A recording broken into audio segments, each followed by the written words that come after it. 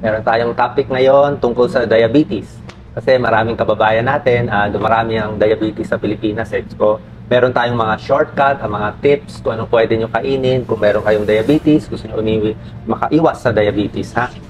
Ang diabetes ay nagdudulot ng hypoglycemia na nagdudulot ng mga sintomas tulad ng panginginig, pagkahilo, at sa mga malalang kaso ay maaaring humantong sa pagkawala ng malay o labis na dosis ng droga.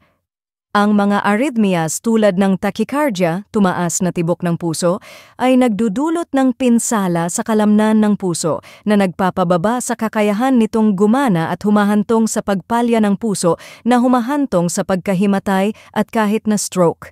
Ang diabetes ay nakakaapekto sa mga buto at nagiging sanhi ng pananakit, habang ang labis na katabaan ay nagiging sanhi ng katawan na matamlay at hindi komportable. Ang sakit ay humahantong din sa mga problema sa mata na maaaring maging sanhi ng mga katarata na humahantong sa pagkabulag. Upang malutas ang diabetes, inilunsad namin ang linya ng gatas ng Omasure Diabet Gold mula sa New Zealand na sinubok at pinagkakatiwalaan ng mga eksperto. Ang paggamit ng produktong ito ay nakakatulong na mapabuti ang kalusugan, maiwasan ang mga panganib ng diabetes at maging masaya araw-araw sa Omasure Diabet Gold. Bumili na dito